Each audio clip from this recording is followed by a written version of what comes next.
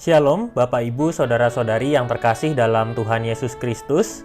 Kita akan mengikuti Sapa Sabda yang diambil dari Pedoman Saat Teduh 4B GKI Residen Sudirman, Rabu 26 Januari 2022, dengan tema Yesus Teladan Pelayanan.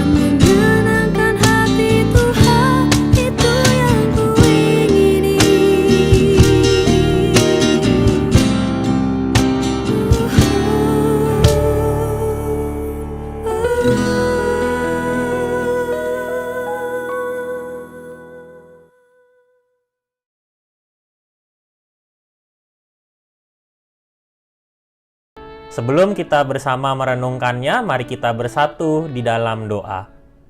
Tuhan yang penuh kasih, Engkau menyertai kami, pikiran, hati, perasaan kami, agar kami dapat memahami dan juga melakukan setiap firman-Mu. Di dalam nama Tuhan Yesus, kami berdoa. Amin. Bacaan pada hari ini diambil dari Lukas pasal 4 ayat 38 sampai 44. Lukas pasal 4 ayat 38 sampai 44, kita bisa membuka di tempat kita masing-masing. Pada hari ini, Saudara Jonathan Arianto akan menolong kita untuk membacakan bagian Alkitab. Kemudian ia meninggalkan rumah ibadat itu dan pergi ke rumah Simon. Adapun ibu mertua Simon demam keras dan mereka meminta kepada Yesus supaya menolong dia.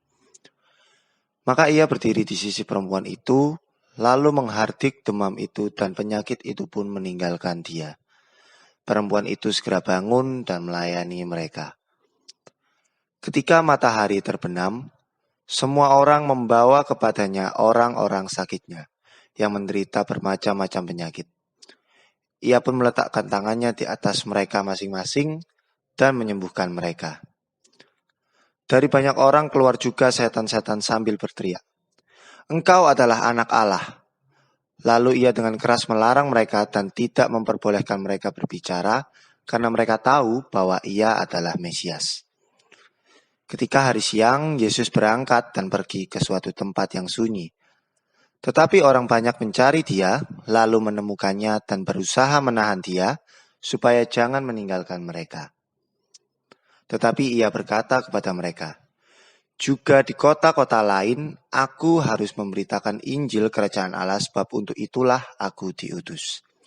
Dan ia memberitakan Injil dalam rumah-rumah ibadat di Yudea. Demikianlah Injil Tuhan Yesus Kristus. Berbahagialah kita yang mendengar dan melakukannya. Haleluya. Bapak, Ibu, Saudara-saudari, Kamus Besar Bahasa Indonesia memberikan pengertian teladan sebagai sesuatu yang patut ditiru atau baik untuk dicontoh. Keteladanan juga berkaitan dengan perbuatan, kelakuan, dan sifat yang baik. Seseorang yang menjadi teladan pasti telah mengalami berbagai pengalaman yang mengubahnya menjadi pribadi yang semakin lebih baik. Bagian dalam Injil yang kita baca pada hari ini dituliskan dengan kerangka peristiwa pelayanan di tengah kondisi yang tidak ideal. Kondisi yang dimaksud adalah kondisi-kondisi yang biasanya tidak memerlukan pelayanan. Akan tetapi Yesus melakukan pelayanan itu di tengah berbagai aktivitasnya. Ada 3 momen ketika Yesus melakukan pelayanan secara spontan. Pertama, Yesus baru saja selesai melakukan berbagai aktivitas di rumah ibadah. Ia baru saja keluar dari rumah ibadah dan pergi ke rumah Simon. Seperti hal yang lazim dilakukan pada masa itu, pelayanan di rumah ibadah pasti menghabiskan banyak tenaga, dan setiap orang yang melayani membutuhkan istirahat atau jamuan makan. Akan tetapi, Yesus di rumah Simon tidak langsung dijamu dengan makanan. Justru di rumah itulah ia berjumpa dengan ibu Simon yang sedang sakit.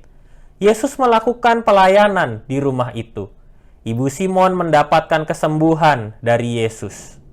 Kedua, setelah matahari terbenam, adalah momen di mana setiap orang sedang bersiap untuk menyelesaikan segala pekerjaannya, masuk ke dalam rumah dan juga beristirahat.